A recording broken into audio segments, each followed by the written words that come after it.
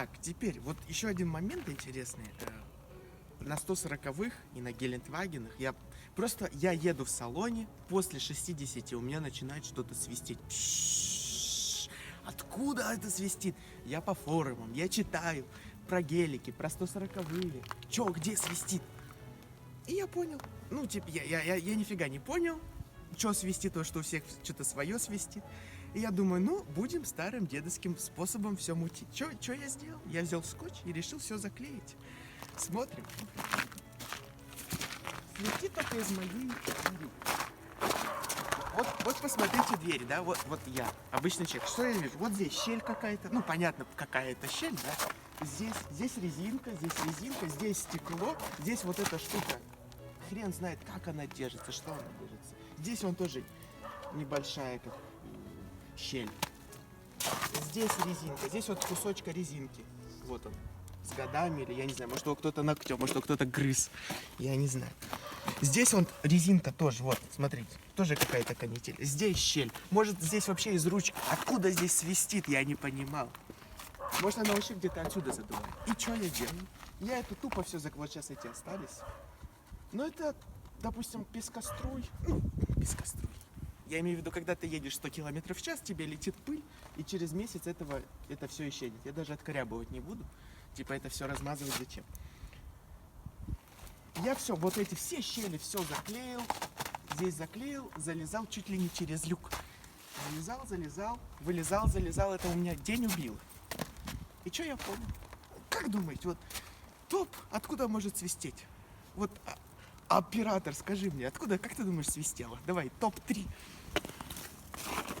Где-нибудь отсюда Где-нибудь отсюда еще что. продувало. Либо вот здесь вот задувало, в эту щелочку. Ага, или... Либо вот сюда вот.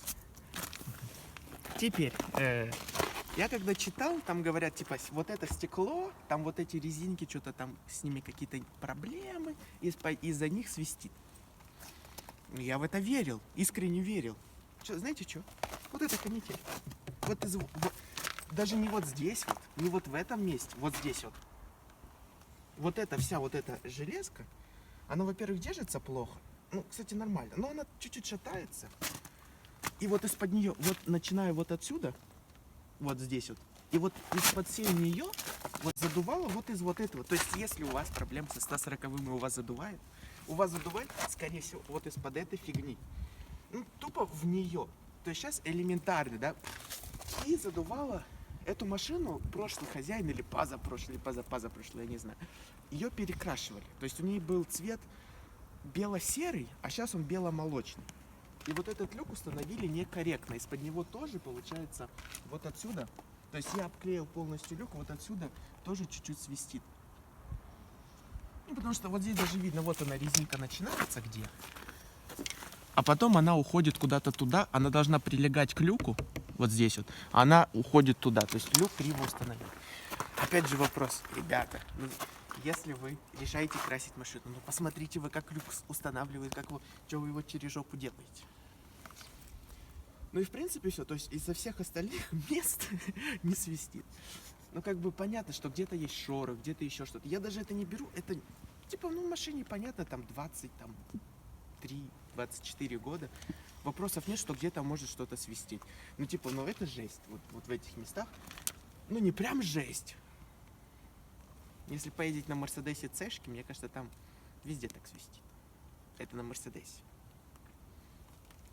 Ну, в принципе, все.